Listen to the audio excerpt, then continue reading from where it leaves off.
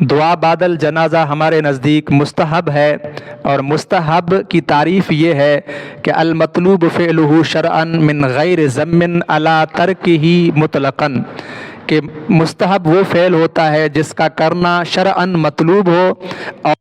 نہ کرنے پر مطلق کوئی بھی مذمت نہ ہو، یعنی جس کے کرنے میں ثواب ہو، جس کے نہ کرنے میں کوئی گناہ نہ ہو۔ تو جنازے کے بعد دعا مانگنا یہ مستحب ہے، یہ شرعاً مطلوب ہے، کیونکہ اس پر بے شمار دلائل ہیں اور اس کا حکم مستحب والا ہے۔ مستحب وہ کام ہے جس کو کرو گے تو ثواب ملے گا، نہیں کرو گے تو کوئی گناہ نہیں ہوگا۔ اب اس کے دلائل کیا ہیں؟ ہمارے نزدیک اس کے دلائل کیا ہیں؟ بے شمار لوگ ایسے ہیں جو کہتے ہیں کہ جنازے کے بعد دعا مانگنا بدعت ہے، تو ان کو چاہیے کہ وہ دلائل کو دیکھیں، کتابوں کو پڑھیں، تاکہ انہیں صحیح پتہ لگے کہ یہ کام بدعت نہیں ہے بلکہ مستحب ہے۔ اور احادیث بدائع الصنائع فقہ حنفیہ کی ایک معتبر مستند کتاب ہے، علامہ ابو بکر بن مسعود کاسانی حنفی کی کتاب ہے، وہ باب الجنائز کتاب الجنائز باب تقرار الجنازہ کے اندر کچھ حدیثیں نقل کرتے ہیں۔ پہلی حدیث لکھتے ہیں کہ حضور اکرم صلی اللہ علیہ وآلہ وسلم نے ایک جنازہ پڑھا، آپ جیسے ہی فارغ ہوئے تو جاء عمر ومعہ قوم، کہ حضرت عمر آئے اور ان کے ساتھ کچھ لوگ تھے۔ فاراد ان یصلی ثانیا، حضرت عمر نے ارادہ کیا اور ان لوگوں نے ارادہ کیا کہ ہم جنازے کو دوبارہ پڑھیں، تو آپ صلی اللہ علیہ وآلہ وسلم نے فرمایا فقال له النبی صلی اللہ علیہ وآلہ وسلم الصلاۃ علی الجنازۃ لا تعاد ولکن ادعوا للمیت واستغفر له۔ آپ صلی اللہ علیہ وسلم نے فرمایا حضرت عمر کو کہ جنازے میں تکرار درست نہیں ہے، ایک بار جنازہ ہو گیا تو دوبارہ نہیں ہو سکتا، البتہ تم میت کے لیے دعا اور استغفار کر سکتے ہو۔ اب اس حدیث پر آپ غور کریں، یہاں پر حضور اکرم صلی اللہ علیہ وسلم حضرت عمر کو یہ کہہ رہے ہیں، اور حضرت عمر نے یہ ارادہ کیا کہ میں جنازے کی نماز دوبارہ پڑھوں۔ اب ظاہر بات ہے کہ یہ دفن کے بعد کی بات نہیں ہے، جنازہ ہو گیا اس کے بعد کی بات ہے۔ تو حضرت عمر نے جب ارادہ کیا تو حضور صلی اللہ علیہ وسلم نے فرمایا کہ جنازے میں تکرار درست نہیں ہے، یعنی ایک بار ہو گیا تو دوبارہ پڑھنا صحیح نہیں ہے، لیکن تم میت کے لیے دعا اور استغفار کر سکتے ہو۔ اس سے پتہ چلا کہ دعا اور استغفار جنازے کے بعد کرنا یہ خود حدیث سے ثابت ہے۔ دوسری حدیث اسی باب کے اندر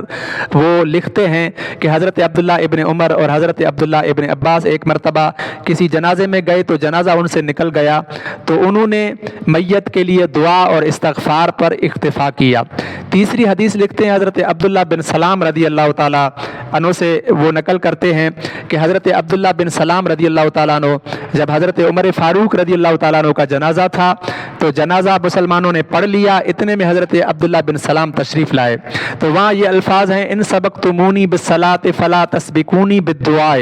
کہ حضرت عبداللہ بن سلام نے کہا تھا کہ اے لوگو، اے مسلمانوں، تم نے اگر جنازے کی نماز میں سبقت کر لی ہے تو تھوڑا ٹھہر جانا تاکہ مل کر دعا کریں۔ اب یہاں پر دو باتیں پتہ چلتی ہیں، ایک تو یہ کہ دعا ثابت ہی نہیں ہے، بلکہ اس حدیث سے یہ پتہ چلتا ہے کہ مسلمان دعا کرتے تھے، تبھی تو حضرت عبداللہ کہہ رہے ہیں کہ نماز پڑھ لی ہے تو صبر کرو، مل کر دعا کرتے ہیں۔ حالانکہ اگر دعا نہیں ہوتی تو حضرت عبداللہ بن سلام کو یہ کہا جاتا کہ بھئی ہم تو دعا نہیں کہتے ہیں، پہلے تو کبھی نہیں پڑھی، لیکن یہاں یہ کہا جا رہا ہے کہ تم دعا میں سبقت نہیں کرنا، اس کا مطلب یہ دعا معمول کے مطابق پڑھی جاتی تھی، کہی جاتی تھی، مانگی جاتی تھی، تبھی تو حضرت عبداللہ بن سلام یہ کہہ رہے ہیں۔ ایک اور حدیث ہے سنن البہقی کے اندر یہ حدیث موجود ہے کہ حضرت سعید بن المسیب رضی اللہ تعالیٰ عنہ سے روایت ہے، وہ کہتے ہیں کہ حضرت ابو ہریرہ نے ایک شخص کی نماز جنازہ پڑھی، تو جیسے ہی آپ جنازے سے فارغ ہوئے، نماز پڑھ کے فارغ ہوئے، تو آپ نے اللہم اعذہ من عذاب القبر، کہ آپ نے اس میت کے لیے یہ دعا کی کہ یا اللہ اس شخص کو عذاب قبر سے پناہ دینا۔ اسی طرح مصنف ابن ابی شیبہ میں ایک روایت ہے، جو روایت حضرت عمیر بن سعید رضی اللہ تعالیٰ عنہ سے روایت ہے، وہ کہتے ہیں کہ ہم حضرت علی کے ساتھ تھے اور حضرت علی رضی اللہ تعالیٰ عنہ کے ساتھ ہم نے یزید بن المکفف کا جنازہ پڑھا، تو جیسے ہی ہم جنازے سے فارغ ہوئے تو آپ رضی اللہ تعالیٰ عنہ یعنی حضرت علی رضی اللہ تعالیٰ عنہ میت کے سامنے کھڑے ہو گئے اور آپ نے میت کے لیے دعا کی کہ یا اللہ یہ تیرا بندہ ہے، تیرے بندے کا فرزند ہے، تیرے پاس آیا ہے، اس کی مغفرت فرما اور اس کی قبر کو کشادہ فرما۔ ان تمام روایات سے پتہ چلتا ہے کہ جنازے کے بعد دعا مانگنا یہ ثابت ہے، اور یہ حدیثیں ساری بتاتی ہیں کہ اس کا حکم مستحب والا ہے، یعنی مستحب کے درجے میں یہ حکم ہے کہ جنازے کے بعد اگر دعا مانگو گے تو اس سے میت کو ضرور اللہ تعالیٰ ثواب پہنچائے گا، اور یہ کوئی کام بدعت نہیں ہے بلکہ سنت ہے۔ अशरफ अली थानवी अपनी किताब बहश्ती ज़ेवर के अंदर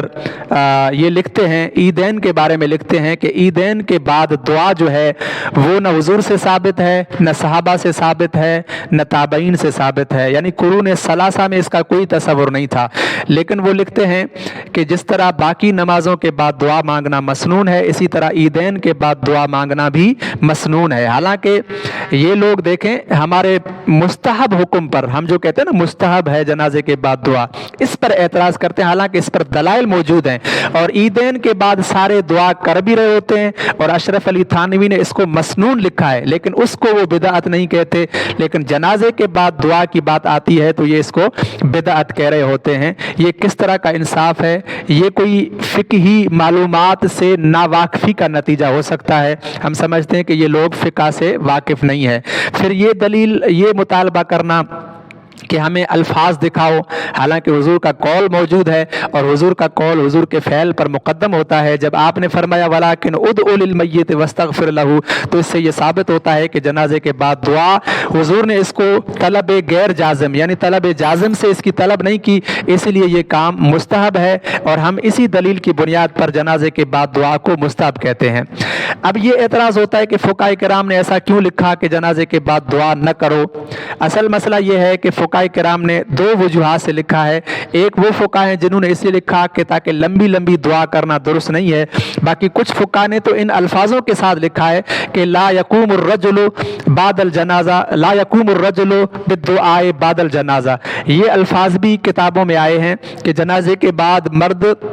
दुआ के लिए खड़े न हो जाएं। यहाँ पर ये नहीं कहा जा रहा है कि दुआ न करें, खड़े न हो जाएं। तो हम भी ये कहते हैं कि जनाजे के बाद जो दुआ है वो सफ़ों को तोड़कर, खड़े होकर नहीं, सफ़ों को तोड़कर की जाएगी, क्योंकि सफ़ें बांध कर अगर दुआ करेंगे तो फिर ये जनाजे के साथ मुशाबहत हो जाएगी। इसलिए हम जब भी दुआ करते हैं तो सफ़ों को तोड़कर और बैठकर दुआ करते हैं ताकि ये जनाजे के साथ मुशाबहत न हो। और फ़ुक़हा किराम ने भी इसीलिए लिखा है कि खड़े होकर अगर आप सफ़ें बांध कर इसी तरह दुआ करोगे, जिस तरह आगे इमाम है, आप सफ़ों में हो, तो ऐसा लगेगा जैसे कि ये जनाजे की नमाज चल रही है, तो जनाजे के साथ मुशाबहत न हो। इसलिए आप अगर इस सफ़ों को तोड़कर दुआ करोगे तो इसमें कोई हरज नहीं है। और सिर्फ ये हम नहीं कह रहे, बल्कि वो लोग जो इनकार करते हैं उनका एक बहुत बड़ा मुफ्ती है अल्लामा फरीद, ये ओकाड़ा खटक का जो एक मदरसा है वहाँ का मोहतमम भी था, वहाँ का मुफ्ती भी था। उनकी एक किताब है फतवा की, फतवा देवबंद अल मारूफ फतवा फरीदिया। उस किताब के अंदर जनाजे के मुतल्लिक, जनाजे की दुआ के मुतल्लिक उनसे सवाल किया गया कि जनाजे की नमाज के बाद अगर दुआ की जाए तो इसमें इसका क्या हुक्म है। वो मुफ्ती साहब कहते हैं कि जनाजे के बाद, जनाजे की नमाज के बाद अगर सफ़ों को तोड़कर दुआ की जाए तो इसमें कोई हर्ज नहीं है। तो पता चला कि जो दुरुस्त मुफ्ती हैं, जिनको फ़िक़ही सही मालूमात है, वो इस बात को समझते हैं कि दुआ, जनाजे के बाद जो दुआ है उसको अगर सफ़ें तोड़ मुशाबत ना हो, इस तरह दुआ की जाए तो इसमें कोई हरज नहीं है। इन तमाम दलाइल से पता चलता है, बहश्ती ज़ेवर के दलील से भी पता चलता है कि ये दुआ जो है जायज़ है। जब ईदैन के बाद दुआ का कोई दलील नहीं है, इसके बावजूद वो मसनून है और तमाम लोग कर रहे हैं। जबकि जनाजे के बाद दुआ पर इतने सारे दलाइल, वो भी अहादीस के दलाइल मौजूद हैं, तो इस सूरत में फिर इनकार की कोई सूरत नहीं बनती। आप जनाजे की नमाज के बाद ज़रूर दुआ करें। और अगर कहीं आप नहीं करते या कहीं पर लोग नहीं करते, इनकार नहीं करते, ऐसे ही अमलन नहीं करते, तो इनको भी इनकी मजम्मत नहीं करनी चाहिए, क्योंकि मुस्ताहब का हुक्म वो है कि तरक करने वाले पर मजम्मत नहीं होती। अलबत्ता जो इनकार करते हैं या इसको बिदअत कहते हैं, उनकी मजम्मत ज़रूर की जाएगी। बाकी अमलन जो नहीं करते, यानी वो कहते हैं कि जायज़ है लेकिन जल्दी में कभी उन्होंने अगर नहीं पढ़ी दुआ तो इसमें हरज नहीं है। बाकी जो इनकार करते हैं, यकीनन उनका ये फ़ेल मज़मूम है, क्योंकि ये दुआ अहादीस से और फ़ुक़हा किराम की इबारात और अक़वाल से साबित